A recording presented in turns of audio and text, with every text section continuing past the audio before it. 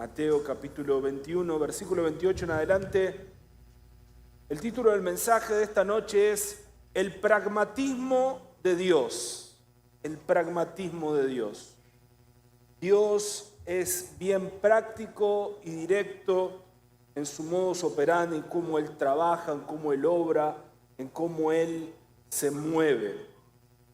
Dios es espíritu real. Es un espíritu supremo, superior, que obra, que se mueve, que trabaja, que nosotros necesitamos de Dios. Necesitamos movernos en la voluntad de Dios. Miren lo que dijo Jesús, que es justamente Dios, se hizo hombre, Él vino, se encarnó, nace de María, que ahora se acerca la fecha donde se recuerda el nacimiento de Jesús, aunque exactamente no haya sido en esa fecha, no importa. Lo importante es que estén hablando de Jesús, ¿no? Que Jesús esté en la boca del pueblo, eso es lo que importa.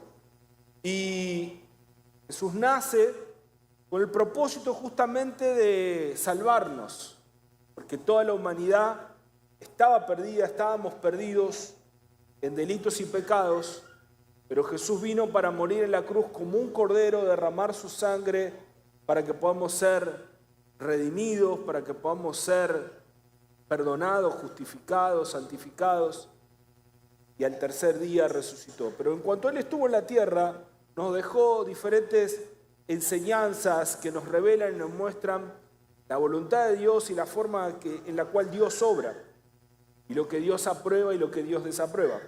Dice entonces así la palabra de Dios. ¿Qué les parece? Continuó Jesús.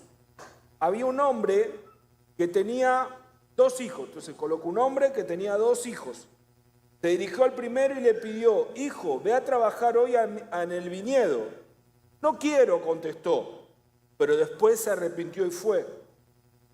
Luego el padre se dirigió al otro hijo y le pidió lo mismo. Este contestó: sí, señor, pero no fue.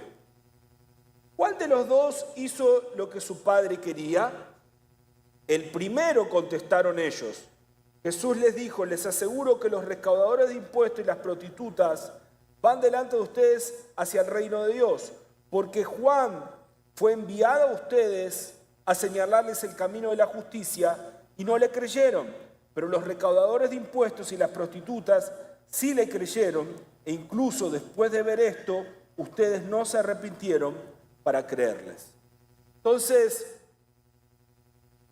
Jesús coloca esta situación bien clara, bien simple, que hasta un niño, un adolescente puede comprenderlo. Un padre que tiene 2 hijos, al primero le dice: bueno, anda a trabajar a mi vida, y dice: no, no voy. Pero después va y hace la voluntad del padre, lo que el padre quería. El otro hijo, el padre le pide lo mismo: anda a trabajar a mi vida. Sí, señor, voy, con todo gusto, con todo placer, pero no fue. Jesús pregunta: bueno, ¿y quién hizo la voluntad del padre? Y todos concuerdan, todos estarían de acuerdo en lo mismo. El que realmente, aunque teóricamente había dicho que no, finalmente cumplió con la voluntad del padre. Y esto nos muestra que a Dios no le seduce nuestras palabras, lo que podamos decir o lo que podamos cantar. Dios no se deja engañar por canciones, poesías bonitas, por el canto de la medusa, no. Dios ve realmente nuestros hechos, nuestros frutos, nuestras obras. Jesús, de hecho, Él dice lo siguiente: para conocer a las personas, Él dice: mira los frutos, porque por sus frutos se conocerán. El árbol bueno no puede dar malos frutos, así también un árbol malo no puede dar buenos frutos. Entonces, Dios ve cómo nosotros obramos, cómo nosotros nos movemos, cómo nosotros respondemos frente a las situaciones. Porque Dios es práctico, es pragmático.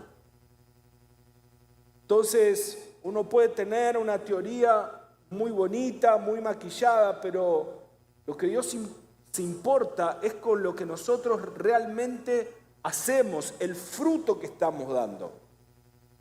Y hay un relato muy contundente que quiero compartirles. Está en 1 Samuel, capítulo 15, del versículo 2 en adelante. 1 Samuel 15, del verso 2, dice lo siguiente. Un día Samuel, que era el profeta, el representante de Dios, le dijo a Saúl: el Señor me envió a ungirte como rey sobre su pueblo Israel. Así que pon atención al mensaje del Señor. Aquí Saúl ya era rey y Samuel le está recordando: mira, vos sos rey porque fue Dios que te eligió, fue Dios que te llamó, que te ungió y te consagró para esta misión. Así que presta atención, porque el jefe es Dios, quien manda es Dios. No existe nada ni nadie encima de Dios. Entonces, por eso que todos nosotros, independientemente de la posición, el cargo que tengamos, siempre dependeremos de Dios, porque no hay un lugar, no existe una posición encima de Dios. En toda la jerarquía del universo, Dios está por encima de todos y todos. Él es el Rey de reyes y Señor de señores. Solamente Dios es soberano. Solamente Dios es soberano. No existe un ser mortal, un ser humano que sea soberano. Solamente Dios. Él es el que tiene la última palabra. A veces algunos hombres se creen omnipotentes, se creen que se pueden llevar el mundo por delante, pero en un momento acaban dando la cabeza contra la pared y dándose cuenta de la realidad, que son meros mortales, hombres que hoy están y mañana no, pasan, pero Dios permanece para siempre. Y entonces le dice: mirá, Saúl, vos sos rey porque Dios te ungió. Entonces presta atención, versículo 3. Así dice el Señor Todopoderoso: he decidido castigar a los amalecitas por lo que hicieron a Israel, pues no lo dejaron pasar cuando salía de Egipto. Los amalecitas eran enemigos de Dios, eran personas malvadas. Así que, dice el versículo 4, ve y ataca a los amalecitas ahora mismo. Destruye por completo todos los que les pertenezcan, no tengas compasión. Mátalos a todos, hombres y mujeres, niños y recién nacidos, toros y ovejas, camellos y asnos. O sea, Dios le mandó a hacer una limpieza total porque estaba todo contaminado por pecado. No había nada que pudiera salvarse. Entonces Dios dice: quiero usarte como un instrumento para que hagas una limpieza y acabes con todo lo que es de los amalecitas. Acaba con Amalek, acaba con este pueblo, tanto con la gente como con las cosas, con ellos y con lo que ellos tienen, porque está todo contaminado de pecado. Esa era la orden, contundente, directa y clara. Vamos a avanzar, después pueden leer con detalles en sus casas. Dice el versículo 9, después que Saúl juntó al ejército y fue, dice: Agag, rey de Amalek, o sea, al líder de Amalek, lo capturó vivo, pero a todos los habitantes los mató a filo de espada. Además de perdonarle la vida al rey Agag, Saúl y su ejército preservaron las mejores ovejas y vacas, los terneros más gordos, y en fin, todo lo que era de valor. Nada de esto quisieron destruir, solo destruyeron lo que era inútil y lo que no servía. Ahora yo te pregunto, ¿esta era la orden de Dios? ¿Era la orden de Dios matar a todos menos al rey? ¿Destruir todo menos las mejores vacas, ovejas, carneros, asnos? ¿Era esa la orden de Dios? No. La orden de Dios era clara: quiero que destruyas todo y todos de Amalek. No dejes a nadie. Esa es la orden. Esa es la dirección. Ese es el propósito y ese es el plan que Dios tenía en ese momento y en esa situación para usarlo a Saúl y al pueblo de Israel como instrumentos para limpiar con Amalek. La orden era clara, era directa. Y ellos debían practicar lo que Dios les había pedido. Punto final. Cuando servimos a Dios no hay lugar para buenas intenciones, no hay lugar para buenas ideas. Dios no se conmueve con nuestras buenas ideas ni con nuestras buenas intenciones. Dios es práctico, es pragmático. Lo que Dios quiere es nuestra obediencia. Hacé exactamente lo que te pedí, ni más ni menos que eso. Como dice en Apocalipsis, no le agregues nada a este libro ni le quites nada de este libro para que no te venga ninguna plaga. Hacé exactamente lo que yo te pido, seguí mi dirección porque yo sé lo que es mejor, yo sé lo que te estoy diciendo. Como un padre, ¿no? Cuando tiene hijos chiquitos en casa, dice, no metas el dedo en el enchufe. El padre sabe por qué. Puede parecer divertido, puede parecer gracioso, pero el padre sabe que puede traer consecuencias muy graves si su hijo desobedece su orden. Vamos al versículo 14 de 1 Samuel 15. Cuando Samuel llegó, Saúl le dijo, que el Señor te bendiga. He cumplido las instrucciones del Señor. Mira qué cara dura. Saúl pensaba que él había cumplido, pero claro, él había cumplido parcialmente, no totalmente. Él había cumplido a su manera. Él le cambió algunas cosas a la orden. Bueno, Dios me pidió esto, pero yo tengo una idea mejor. Y mira cómo él se va a justificar ahora. Samuel le dice, ¿y entonces qué significa esos balidos de ovejas que me parece oír? Estoy escuchando aquí un ruido de animales, le reclamó Samuel. ¿Y cómo es que oigo mugidos de vacas? Y mira lo que dice, son las que nuestras tropas trajeron del país de Amalec, respondió Saúl. Dejaron con vida las mejores ovejas y vacas para ofrecerlas al Señor tu Dios, pero todo lo demás lo destruimos. O sea, no, mirá, Samuel, esto es una buena intención. Sí, Dios mandó destruir todo, pero nosotros tuvimos una buena idea, tuvimos una buena intención. Eran tan bonitos esos animales, estaban tan gorditos, tan fofitos, ¿Por qué no ofrecerlos en sacrificio al Señor? ¿Para qué matarlos? Vamos a traerlos para que sean una ofrenda a Dios. Fíjate el discurso, parece algo, mirá qué idea maravillosa, qué ingeniosos que son, qué bien intencionados, quieren darle una ofrenda a Dios, quieren darle un sacrificio a Dios. Mirá vos. No, mirá lo que dice el hombre de Dios, versículo 17. ¡Basta! Le interrumpió Samuel. O sea, ya no podía soportar escuchar la torpeza, la tosquedad de Saúl, la falta de sabiduría y discernimiento en lo que Saúl estaba diciendo, porque Saúl se la creía, pensaba que él fue fabuloso en lo que hizo. Dice, basta, lo interrumpió Samuel. Voy a comunicarte lo que el Señor me dijo anoche. Te escucho, respondió Saúl. Versículo 18. Entonces Samuel le dijo, ¿no es cierto que aunque te creías poca cosa, has llegado a ser el jefe de las tribus de Israel? ¿No fue el Señor quien te ungió como rey de Israel? O sea, le recuerda, porque si uno lee la historia, realmente Saúl, él se creía que no era nada, que él no podía llegar a un cargo como el de rey, y de hecho ser el primer rey, porque hasta ese momento ellos no tenían rey, porque Dios quería ser el rey, pero ellos insistieron que querían un rey, y bueno, ¿no? Cuando las personas son tercas llega un momento que dice, bueno, ¿querés quebrar la cabeza? Y entonces el primer rey es Saúl, y Dios le recuerda, mirá, vos no eras nada, no eras nadie, yo te puse por rey. Deberías tener reverencia, gratitud, reconocimiento.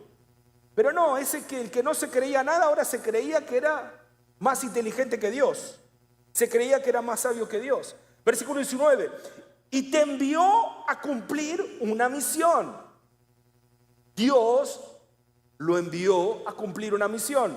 Es una frase que se dice mucho aquí, que se usa en el militarismo, que es misión dada, misión cumplida. Con Dios es así, misión dada, misión cumplida.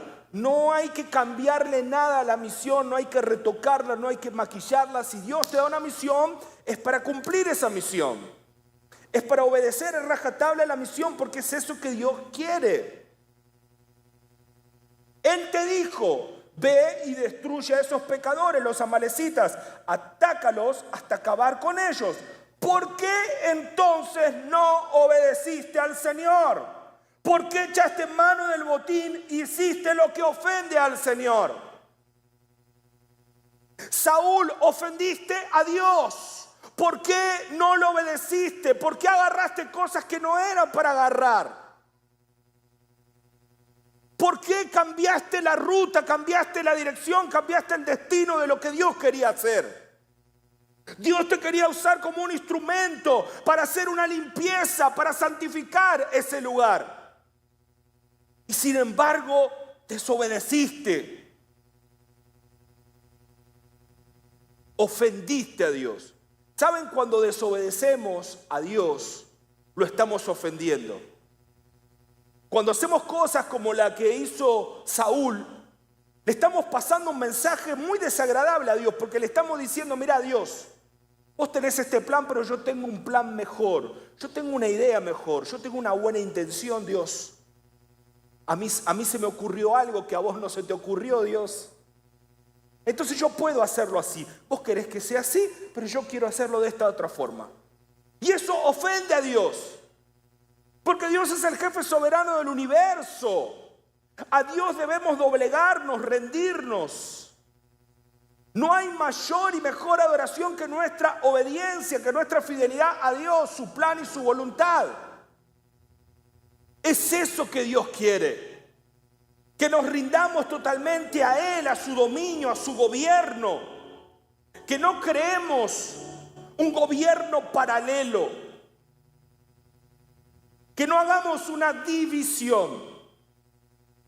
¿Sabías lo que es una división? División es cuando hay dos visiones. División.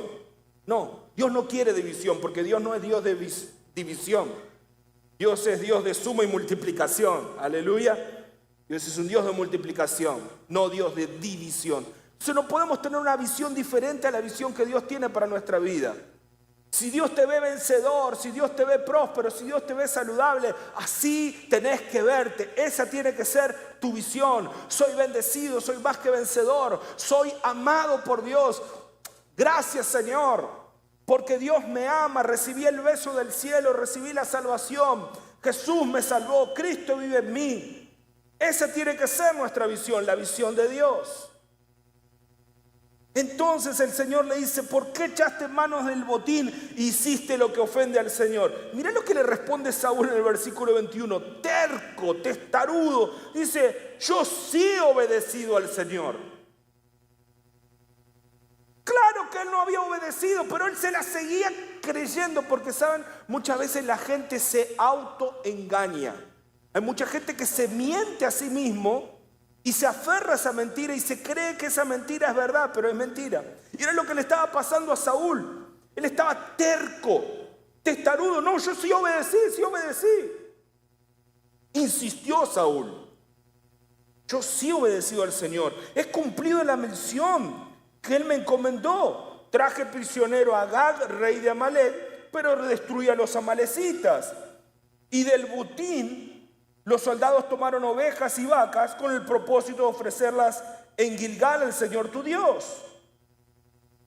Samuel respondió. Está con mucho retorno aquí, si pueden bajarlo un poquito. Samuel respondió: ¿qué le agrada más al Señor?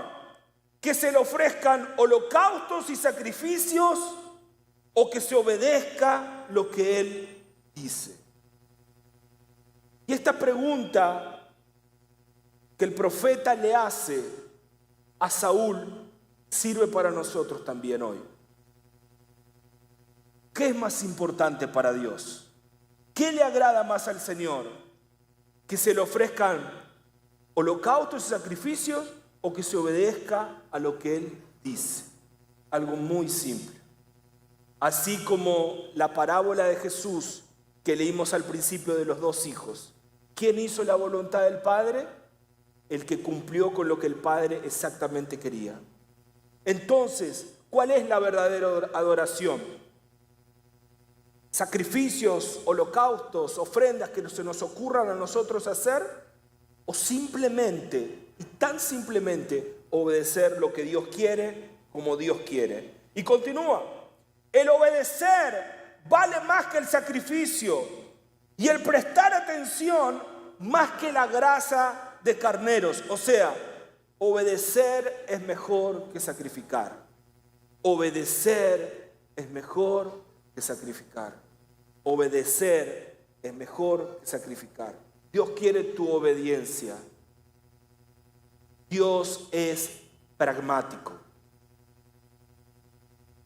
De nada sirve tener un montón de ideas y un montón de teorías si no estás obedeciendo a Dios en lo más simple. De nada sirve querer saber el plan completo de Dios para tu vida si no le estás obedeciendo en el siguiente paso que Él te pidió y que sabes qué es lo que Dios te pidió. Porque con Dios es así, es paso a paso. Vos obedeces el próximo paso y Dios te muestra el siguiente. Y obedeces el siguiente y Dios te muestra el siguiente. Es así. Es simple, es sencillo. Servir a Dios no es complicado. Es obedecerlo. Es hacer su voluntad. Es cumplir su propósito. El obedecer vale más que el sacrificio. Y el prestar atención más que la grasa de carneros. La rebeldía es tan grave como la adivinación. Terrible esto. La rebeldía es tan grave como la adivinación. Y la arrogancia como el pecado de la idolatría. Y como tú has rechazado la palabra del Señor, Él te ha rechazado como rey. Entonces aquí coloca a la rebeldía en el mismo nivel que la adivinación, que el ocultismo. La arrogancia, la soberbia, el orgullo. Es como el pecado de la idolatría, que es de los peores pecados. ¿Qué es la idolatría? Cuando se adora a otra cosa o a otra persona que no sea Dios. Cuando se adora, por ejemplo, imágenes, eso es idolatría, porque Dios es espíritu y no quiere que adoremos imágenes. Que Dios nos libre de la rebeldía, que Dios nos libre de la terquedad, que Dios nos libre de la soberbia, del orgullo, de la vanagloria, de creernos que somos alguien o algo tan importante que puede tener el tupé de desobedecer a Dios. No podemos creernos que somos mayores que Dios, que sabemos más que Dios. No busques torcer la voluntad de Dios porque no te va a ir bien. Seguí las cosas de Dios como son. Dios es bien pragmático, es claro, para Dios es blanco y es negro, no hay grises. Es bendición y maldición, es vida y muerte. Es así que Dios trabaja de forma clara y pragmática. No hay que complicar, no hay que crear teorías conspiratorias o teorías extravagantes. Es simplemente obedecer lo que Dios quiere, es así, es sencillo. Es así que la cosa funciona. Simple. Simple. Decí conmigo, simple. Simple. Pero a veces las personas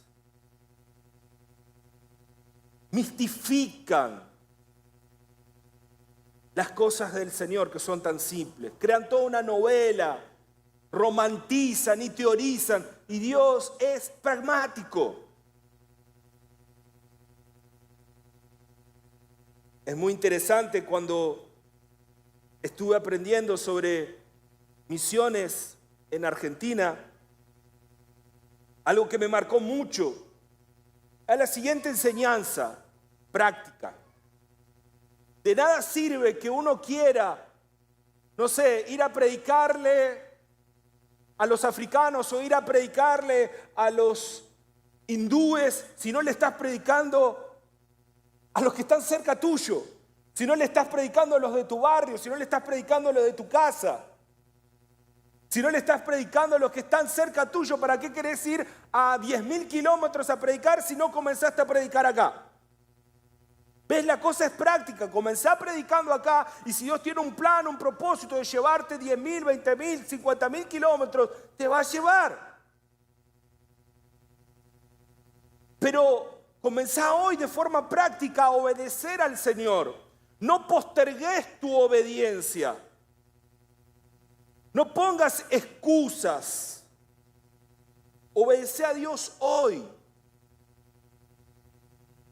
Sin excusas, sin postergar, sin dejar para mañana. Un día voy a servir a Dios. Un día me voy a consagrar. Un día me voy a dedicar. Un día voy a hacer las cosas como Dios quiere. No, no es así. Puede ser que ese día nunca llegue. Lo que nosotros tenemos es hoy. Eso es seguro. Mañana pertenece al Señor. Entonces comenzá hoy a obedecer al Señor. Señor, sé que hasta hoy te quise servir a mi manera. Me equivoqué así como Saúl se equivocó. Porque mi obediencia no fue total, fue parcial. Y obediencia parcial no es obediencia. Obediencia parcial no es obediencia. Saúl se creyó que estaba obedeciendo. ¿Por qué? Porque él mató a algunos amalecitas, mató a algunos animales. Obediencia parcial no es obediencia. Nuestra obediencia a Dios debe ser total, completa. Debemos someternos a Dios. Señor, yo me rindo. Y te digo otra cosa. Para obedecer a Dios no necesitas entenderlo.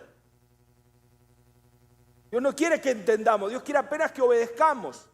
¿Te acordás cuando Dios le dice a Abraham, Abraham, quiero que me entregues a tu hijo Isaac en el monte Moriah? Quedaba 3 días de camino donde él estaba, o sea, para que él pensara bien lo que iba a hacer. Y él no se puso a querer entender porque realmente era algo que no, inconcebible, porque no forma parte del carácter de Dios ese tipo de cosas. Ese tipo de prácticas. Pero Abraham entendió que era un pedido de Dios y los pedidos de Dios no se discuten. Los pedidos de Dios se obedecen. No necesitas entender las órdenes de Dios, apenas necesitas obedecerlas y practicarlas, ponerlas por obra. Por completo. Nuestra obediencia no puede ser parcial porque obediencia parcial no es obediencia. Tiene que ser una obediencia total, completa.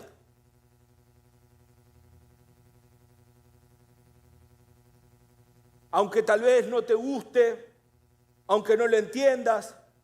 Fue lo que pasó con la parábola que vimos al principio. El hijo dijo, no, papi, no quiero ir, no voy a ir. Pero después se arrepintió, dijo, es mi papá, tengo que honrarlo. Voy a ir y fue. Hizo la voluntad del Padre. Ahora el otro, que teóricamente era muy bueno, ¿no? Porque hay gente que es así, que quiere quedar bien con todos, a todos le dice, sí. Sí, voy, no fue. Nosotros no podemos ser esas personas que quieren estar agradando a todos.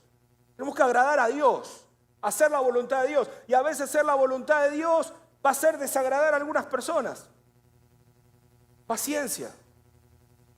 Porque es a Dios que vamos a rendir cuenta, es Dios que nos dio la vida, es Dios que nos dio el aliento que respiramos. Entonces a Dios que debemos nuestra obediencia, nuestra devoción, nuestra dedicación. Dios es pragmático.